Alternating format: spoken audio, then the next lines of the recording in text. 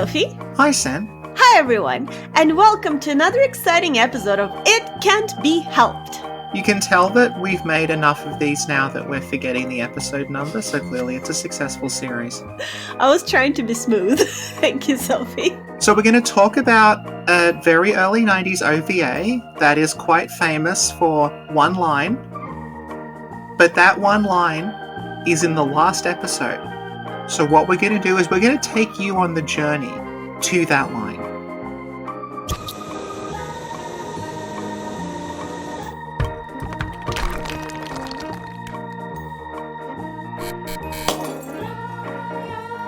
So we're watching Cyber City Oedo, which is an OVA series of 3 episodes. I watched this a lot as a kind of like early teen. I watched it on VHS, and the copy that we watched of Oedo was in fact a transfer of the exact same VHS tape that I watched, which meant that it had trailers at the start. It had trailers at the start. So I think our journey really needs to begin with the trailer for the Cyberpunk collection. Manga Entertainment presents you with a future sooner than you imagine. A hyper-reality experience that'll reload your mind. It was amazing. It was hardcore. The music was good. It was narrated by Andre from Dark Souls. It was narrated by Andre from Dark Souls. The Cyberpunk Collection, downloaded on video. So the Cyberpunk collection was a 9-tape set released by Manga Entertainment UK. It had in it Cyber City Oedo, which we're watching today, AD Police, which was a spin-off of Bubblegum Crisis, and also Genocyber, which is the product of, I think, Sin's single favorite anime auteur Koichi Ohara, creator of MD Geist and its superior sequel MD Geist 2 Death Force. Genocyber in 3 mind-blowing parts. When a nutty professor plays with powers beyond his control, you can always be sure something's gonna happen. Well, it doesn't happen any weirder than this. Genocyber is considered Ohara's masterpiece, but Sin's opinion of anime always seems to be the reverse of what's accepted, so my feeling is we're going to watch Genocyber, just going to come away disappointed that it wasn't as good as MD Geist. It might be as good as MD Geist, but I doubt that it can top MD Geist 2. Fool! Obviously you don't appreciate there is a warrior running loose who can match my power step for step. Yet he is completely insane. And yeah, this trailer sort of gets you, I think, in the mood for what Manga UK were doing at the time. It's rock music, it's Andre from Dark Souls doing his all-purpose American accent, it's got boobs in it, it's got eyeballs in it, it's got people ripping their heads open.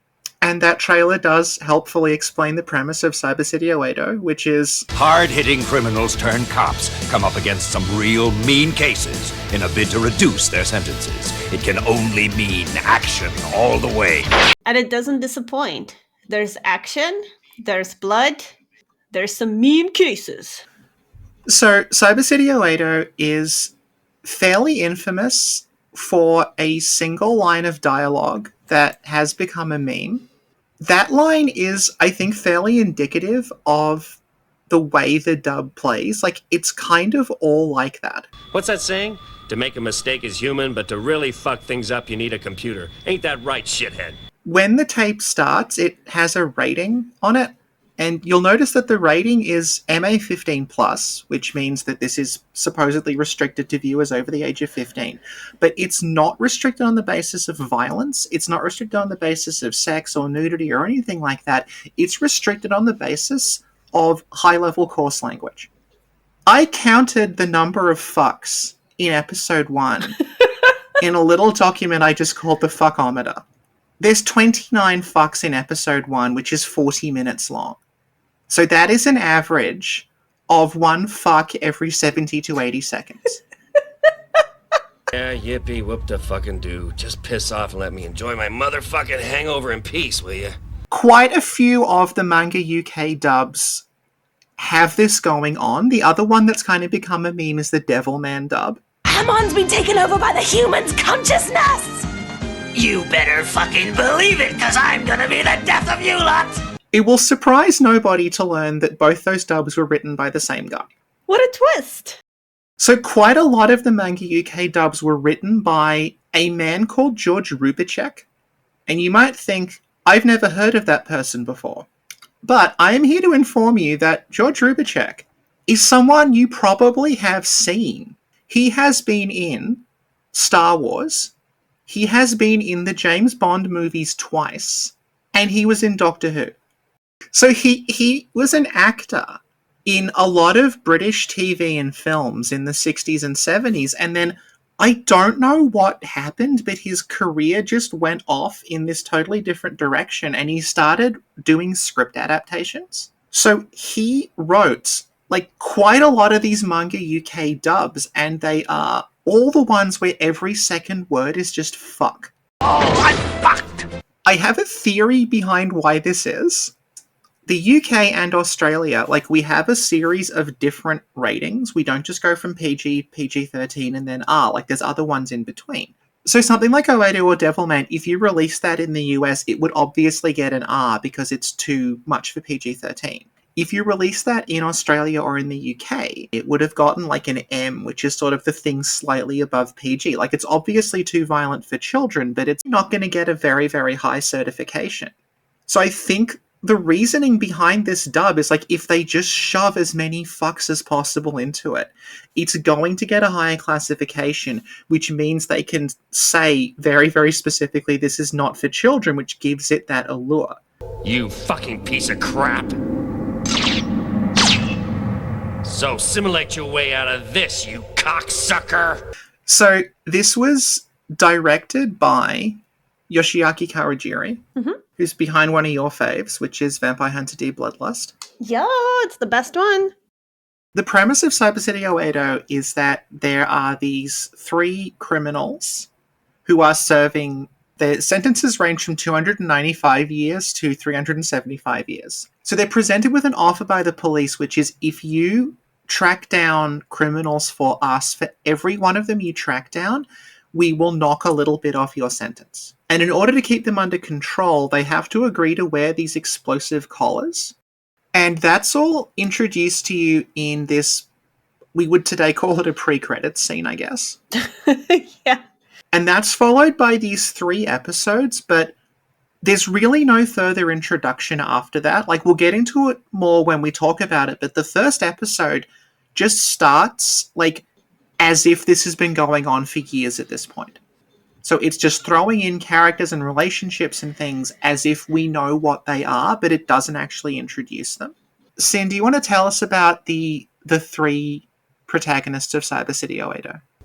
Well, they're criminals who are now detectives because they're kind of forced into it in a, Suicide Squad type of way. So one of them is named Sengoku, and he's the bad, cool boy of the group. Benton, who's more gentle, more ethereal, more feminine. He's the fabulous one of the group. And then you have Goggle, who is also very strong, knows how to fight, but unlike the other 2, he's also super smart. So I don't even know what the purpose of the other 2 is, other than his posse, They don't really go into what these people did specifically. It will show you their sort of case files during the intro, but it's very vague stuff like computer fraud, embezzlement. Space crimes. Space crimes. Benton's broken the space laws. I think the implication is they've just done so many things wrong that it's not one specific thing because they're all in. Benton's in prison for 295 years. He's clearly done something. There's 3 episodes to this. Each one focuses on a different member of the trio. And Sengoku's is the first one. He's also in the front in the artwork, so I think he's meant to be the main character. But like you said, the other 2 are kind of more interesting than he is. He's got the quiff hair. He punches people, he swears a lot, he drinks a lot. Tell you what, I'll think about it. But right now, I've got company. So Benton is this, extremely effeminate criminal. I've gotta hand it to you, boys. You're not as stupid as you look. That'd be impossible. Benton's not actually his name, that's a code name. His real name is Merrill. The code name, I am fairly sure, comes from a story that seems to be, I guess, known in Japan, but not outside of it. Because I've seen, there's a bunch of adaptations of it, and I'm not going to butcher its name. It looks like it's called Aotozoshi Hana no Nishikei, which is about a group of, it just calls them dandy thieves. Okay. And one of them is a character called Benten Kozo, who is a rich, sort of like effeminate thief who dresses as a woman. Okay. And I think that's where the code name is supposed to come from. Okay. So the third one's Gogol, which is Gogol, right? Between us, we can beat this bunch of limp dicks. Gogol's described as being born in China, but he reads books that are in Russian. So the first time we watched this, we kind of missed that you could read the titles of the books he had while he was in the cell at the start, because they're not on screen for very long. But we did notice it later on. He's reading a book that was just called, it just had boy written on it, or boys or something. Yeah, boy. And like you said, boys, I'm like, oh, boys, is he reading shonen manga? Is that the joke, that he's reading that? But if you go back to the start and watch what he's reading in the cell, he's reading Crime and Punishment by Dostoevsky. So I think that, the boy thing, that's actually Chekhov. That's Boys by Chekhov. So the idea is he's just really into classic Russian literature, and I think because of that, the Gogol name is probably supposed to be a reference to Nikolai Gogol. And the three of them are overseen by Hasegawa, who has an interesting little quirk to him, which is that he is constantly smoking cigarettes, but there's never any smoke coming out of them. Once I noticed that, it really started bothering me. I was just becoming obsessed with, like, they're putting all this emphasis on him, like, opening his little case of cigarettes, putting the cigarettes in his mouth, lighting the cigarettes, but there's never any smoke coming out of it.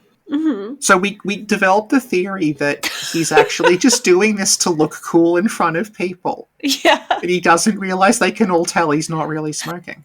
There's 3 episodes to Oedo, right? Like we said, it's set up not as like this is a 3-part story, but this is just 3 things that happened. There's not really any connective tissue between the 3 of them. They could be watched in any order. Beyond that little introductory scene, there's no real attempt in the first episode to establish anything. You're just dropped into the middle of it and expected to be able to follow what's going on. Interestingly, the 3 episodes also don't really follow like a formula. They all have their own structure to them. So like the first episode is about the team working together. The second is about the team all working separately, but then their stories kind of converging at the end. And then the third one is functionally just about Benton, and the other characters don't really need to be there. So, starting with episode 1. Sin, can you explain the plot of episode 1? It's kind of like Pet Labor, but better. There's basically a skyscraper that goes like all the way past the clouds into space, but instead of being a good building, it essentially just kills people. And so our murderous trio is trying to figure out what's happening. And it turns out that basically the architect of this building, I don't know, merged with it or something, and now is killing people.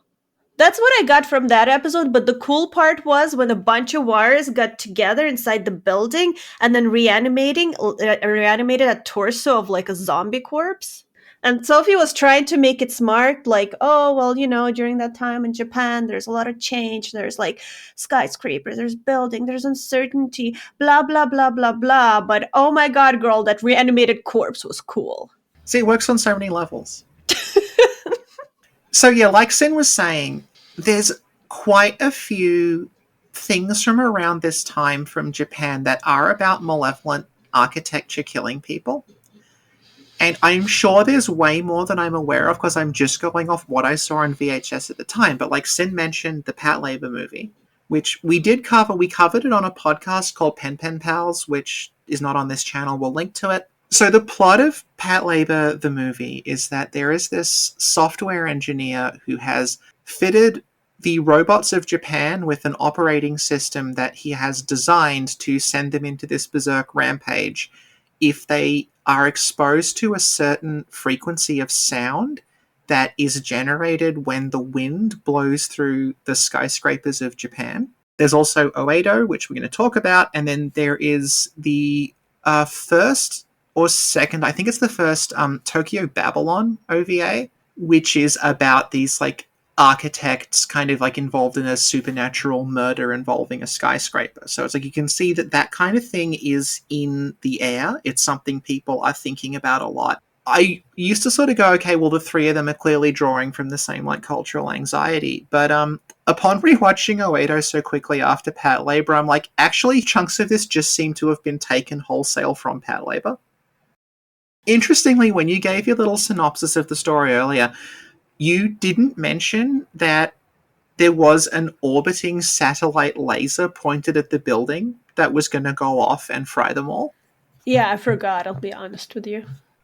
Yeah, so all of these episodes, like, they have enough going on in them to kind of be like a 90-minute to 2-hour movie. But they're all 45 minutes long.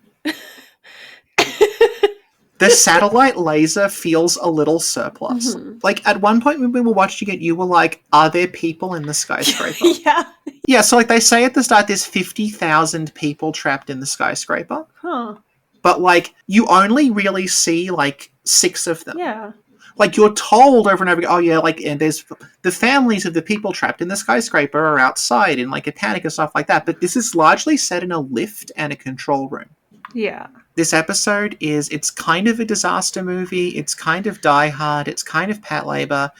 It's about this skyscraper that, like, it goes above the sky technically. It actually leaves the atmosphere, which I guess it's like it's a space scraper technically. Because it is so huge and so complicated, it has all these computers that are controlling how it works, including the sort of gyro balancer at the bottom that is stopping it from tipping over. Mm-hmm. And what happens is the computer system starts to malfunction and it starts threatening to murder one of the architects of the building who is currently on the top floor. So it's this escalating series of disasters where, like, the skyscraper itself is starting to tip over. There are people trapped in an elevator on, they say dialogue-wise it's the 200th floor, but if you look at the number, it's more like the 500th. Like, they're very, very high up. They're, like, in space. And the computer is threatening to drop the elevator with them in it. The security systems in the tower are becoming hostile toward the people who are trying to stop it tipping over. So there's like little defense robots and things that are patrolling it. So the skyscraper turns out to have been built by these 2 architects who sort of locked horns over like their egos and like, you know, whose project is this really, who deserves the credit for this. And one of them disappeared. The surviving architect who is on the top floor then reveals that the reason the other architect disappeared is that he murdered him out of jealousy over who was going to get credit for the tower. And he now believes that the murdered architect is coming back to get him somehow. Whether that is a case of him somehow surviving and faking his death, or is it a case of like he's actually like a ghost who's come back from beyond the grave to curse him. And the answer is kind of both. Mm-hmm. The architect was thrown into the base of the tower, and like it's very, very vague about how this works. Like the explanation is not any more, you know, like scientific than just saying it's a ghost. Mm-hmm. Which is that his corpse somehow fused with the computer in the base of the tower, becoming, like you were saying, this weird sort of like rotten zombie torso that is connected to this vast network of cables that look like a giant brain. And that is... do you want to talk about how that's resolved? Was it resolved by killing the dude? Yes, and Goku just stabs him in the head. All right, I thought something more poetic happened with the way you asked me. So did I. It's sort of played like when Sengoku encounters the corpse computer thing, it's predicting Sengoku's moves before he makes them. Oh, it's like AI or something? It's a stable diffusion model trained on cyberpunk anime. But then Sengoku just kind of walks in a straight line toward it and stabs it, and I think it's supposed to be that like the computer is predicting he will jump out of the way, but because he stands there and just keeps getting hit, the computer doesn't know what to do. Adios, bozo. This time I'm downloading you straight into hell.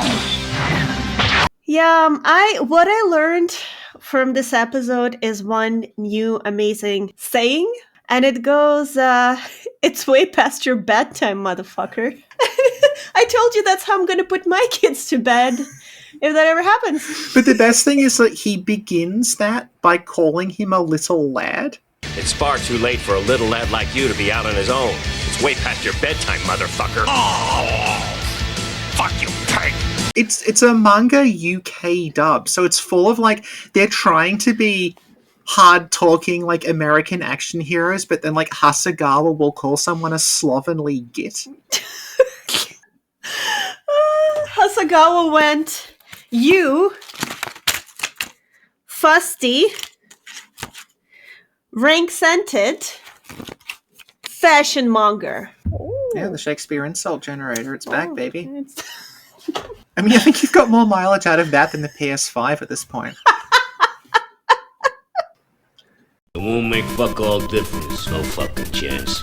Like I've got any fucking choice. Fuck, I'm supposed to arrest you. It's way past your bedtime, motherfucker. Oh, fuck you, pig. Be whooped a fucking do. Let me enjoy my motherfucking hangover in peace, but fuckhead. Blows the whole fucking joint to hell. Just fuck this up and I'll pop all your collars for sure.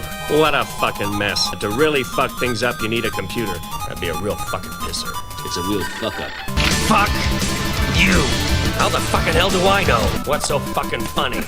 Hey, fuck you! You ain't gonna know fuck all about it. Oh, go fuck yourself. Wouldn't you fucking know it? Fuck you, you fucking piece of crap. You fucking idiot. These fucking collars. So go fuck yourself. I'm gonna fucking break you up. I mean, fuck knows Amachi was dead. I think now is a good time to talk about the music of this show. It's hardcore. So when we watched this, we did 1 and 2 from my VHS copies, and then we did 3 was the DVD release, right? Yeah. These have the same dub, as in it's the same voice track, right? Mm-hmm. But they have a different musical score. So the version I grew up with is the manga UK version, and it has this very sort of like industrial rock score to it. Mm-hmm. And the thing that like is really memorable about it is that during the intro, like this voice comes out and just goes,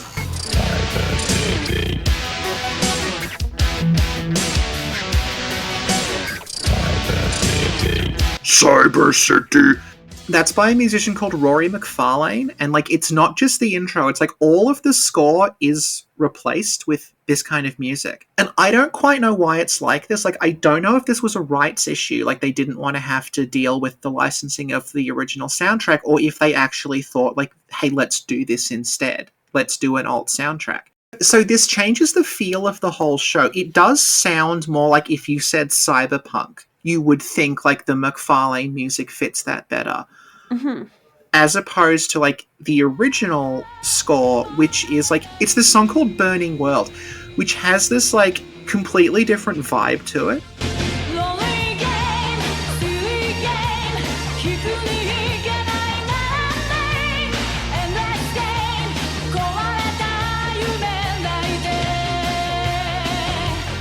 The McFarlane intro is like the sort of droning, like, Cyber City.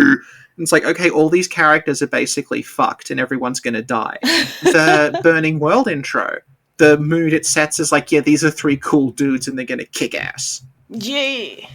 So there are a lot of people who will say that the McFarlane soundtrack is the superior one and it fits the mood better.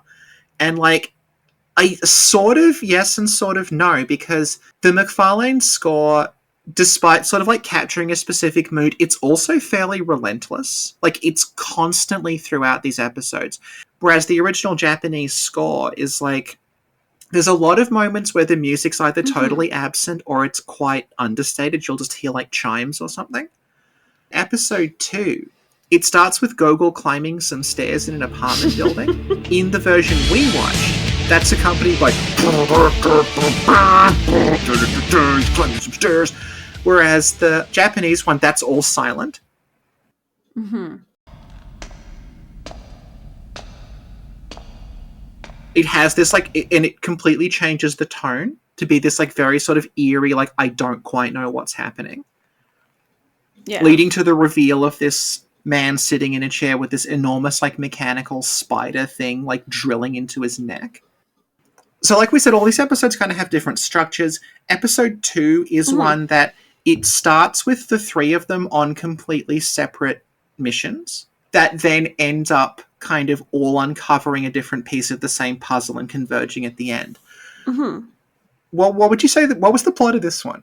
The plot is that the military is testing out this bodybuilder looking cyber robot with tubes for hair. The robot is also psychic. And the way they tested out is they really wanted to fight Gogol specifically. I think that was about it. Yeah, the plot is mostly about them gradually uncovering what is happening. At the start of it, like, Gogol is in this guy's apartment, finds out that he has sold some cyber police data. And then, like, unrelated story, Benton is dealing with organ traffickers. Mhm. Unrelated story, Sengoku found a dismembered corpse and is trying to figure out who did it. So those three stories end up converging in that what's happened is that data about Gogol specifically has been leaked to the military, who are using organs from the organ traffickers to build a robot that is the thing that killed the guy in Sengoku's story.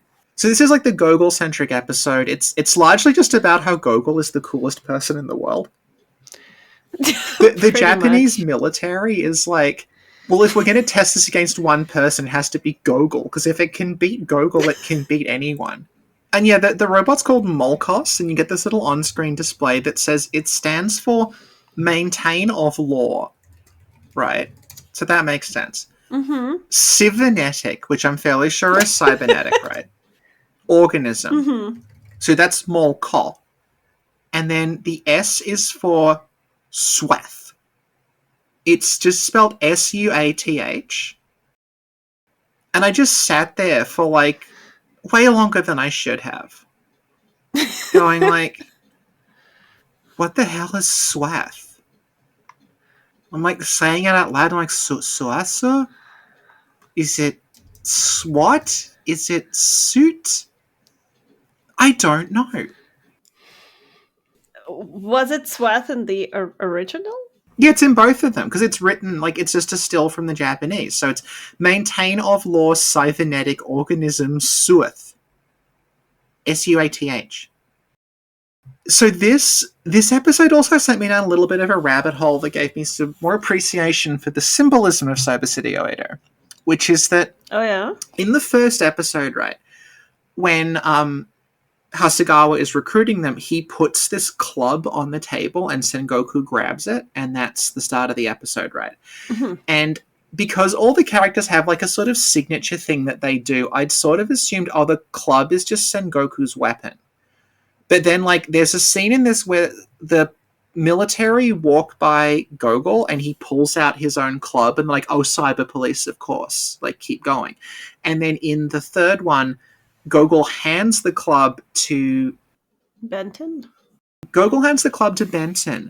But he calls it a katana, which it clearly isn't. Like, it's a club. So I went to be like, what the fuck is this? So I started looking it up, and that's actually a specific symbol of office. It's called a jite. Oh. It's from this very old tradition where, like, you weren't allowed to carry swords in the palace of the Lord. So the guards of the palace would carry these clubs. And the reason they're designed like that with this, like, prong coming out the side is that they're for parrying. Hmm. So the idea is that you carry them around to defend people. Oh, wow. Very cool. Because they're not, like, necessarily an offensive weapon. They're, if someone draws a sword on you, you defend yourself with this thing. So they became a symbol of the police. Yeah, so I learned that, and it's not a fucking katana. They knew it was the only thing that might save them. I've put it inside that katana. They must have just gone, like, what's the Japanese name for a weapon? Katana. Katana, yeah. So I like the Molkos design. It's basically a human torso in, like, a robot skeleton, but it's got psychic powers. And what I specifically like about the psychic part is that, like, it just kind of looks at things and they explode. It doesn't, like, grit its teeth or, like, scrunch its hand up or something. Like, Molkos actually has no dialogue at all, despite having, like, an intact human head, which I think is really, like, it's very, very eerie. The script of this episode is just, like, turned up to 11 a lot of the time, and some of it sort of, like, gives them character, and some of it's completely ridiculous. So what brings you down here, Benton? Perhaps you're looking for an earring you flushed down the john. Apparently Goggle's boss and the military don't get along, and so Goggle's boss, he says something like, Goggle will take this machine, rip it into 1,000 pieces, and stuff it up your ass. That was very poetic. No, but then do you remember his epic comeback? I wouldn't be surprised if he doesn't take this contraption of yours, smash it into 1,000 pieces, and stuff them up your ass. Well, my goodness. There's something to look forward to. However, I suspect my machine will be stuffing the remains of Gogol up your sphincter. Be seeing you. The most baffling part of this is at the end of it, Hasegawa's like, well, you're all going to jail now because even criminals have rights. So when you were killing all those people, that's still murder. And then, like, probably 3 minutes later, Gogol just stabs one of the military people in the throat and leaves them to die. And Hasegawa's like, ha ha, fuck you. Well, it looks like your man got a big hand out there. Incidentally, Miss Shiba, you're busted. This brings us to episode 3, which is the source of the line. Yeah. On the basis of what I've read, this is kind of reckoned to be the best of the 3. It's the deepest one.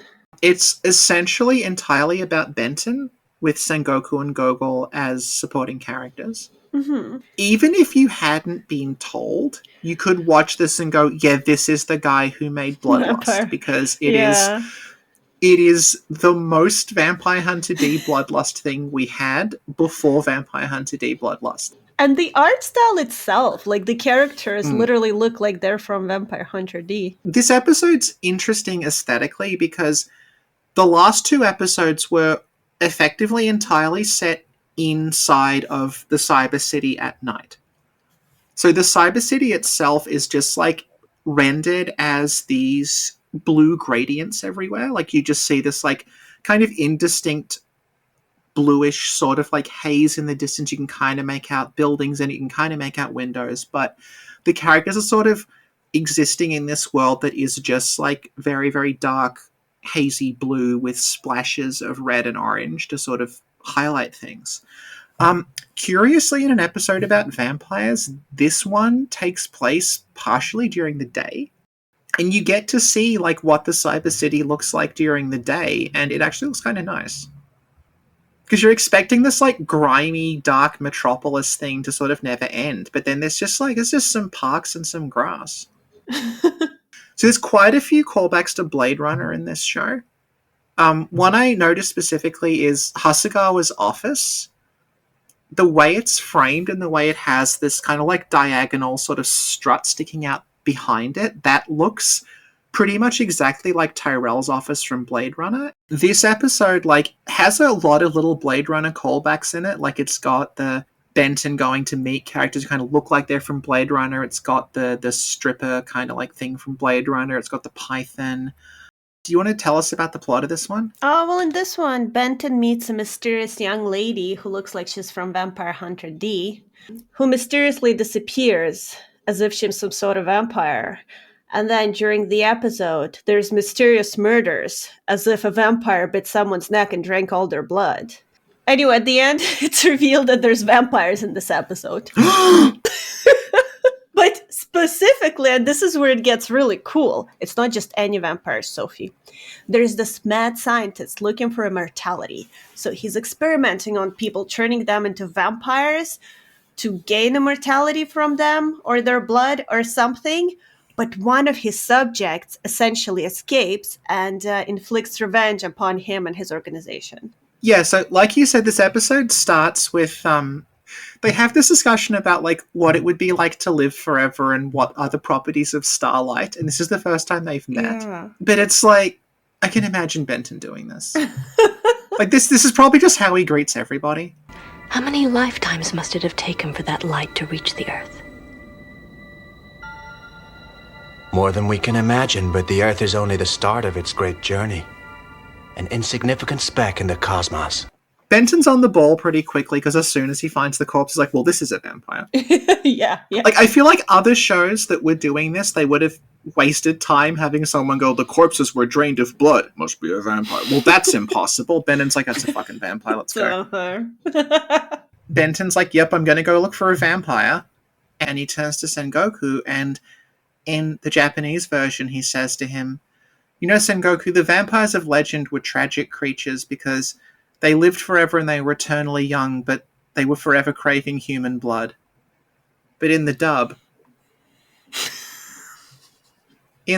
he says, get lost. You wouldn't recognize a goddamn vampire if one jumped up and bit you on the end of your fucking dick.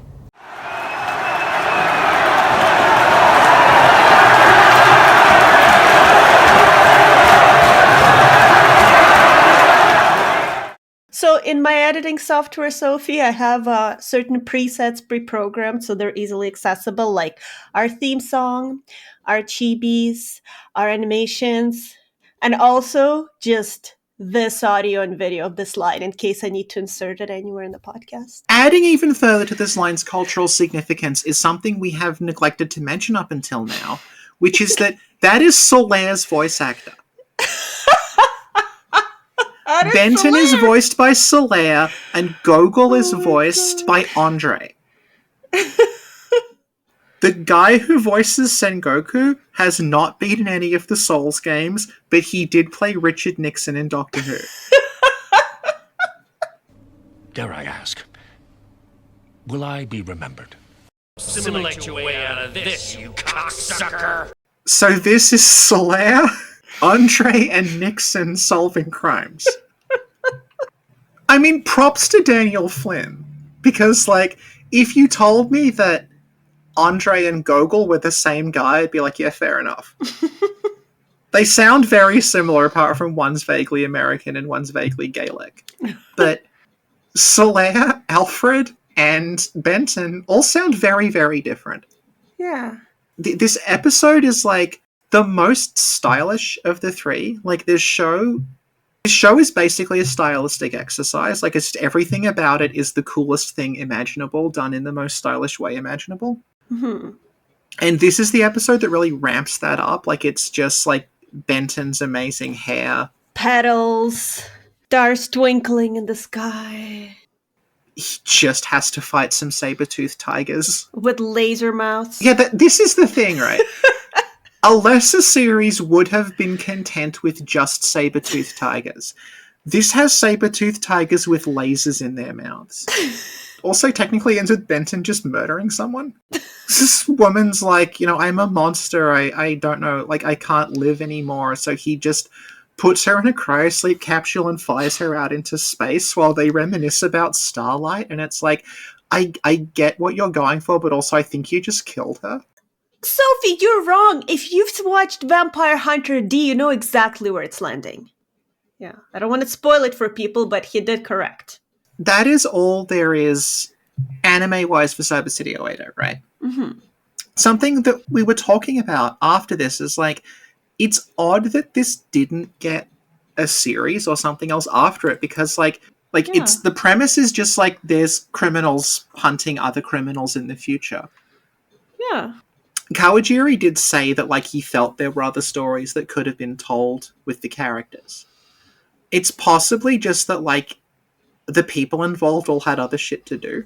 But there was follow-up material made. So there is actually a TurboGrafx CD adventure game based on Oedo called Alignment of the Beast. Oh. You can't play as Benton, though. Oh. Also, the plot of Alignment of the Beast is that Gogol has been captured, which would never happen. This is clearly not canon. And then there were 3 Oedo, like, spin-off novels written that have never been translated into English.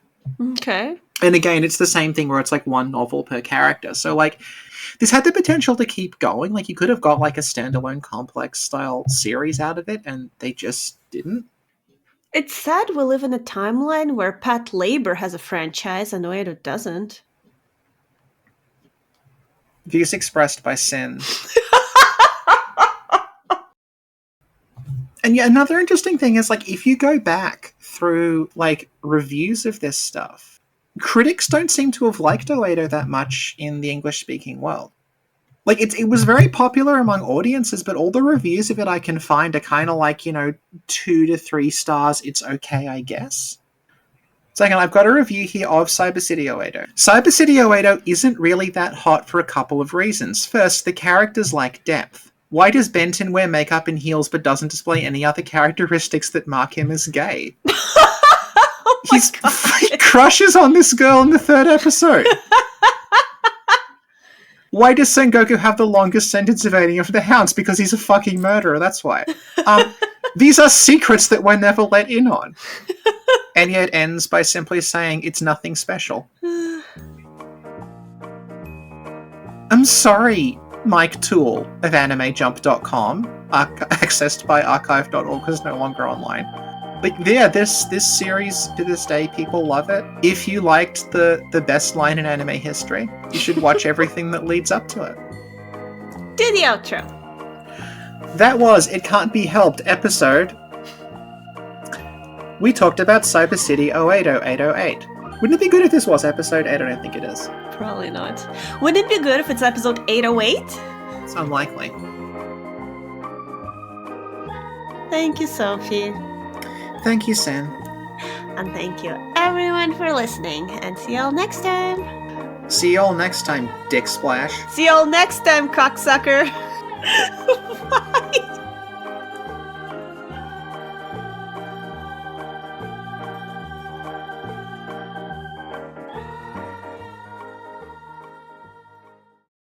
Get lost. You wouldn't recognize a goddamn vampire if one jumped up and bit you on the end of your fucking dick.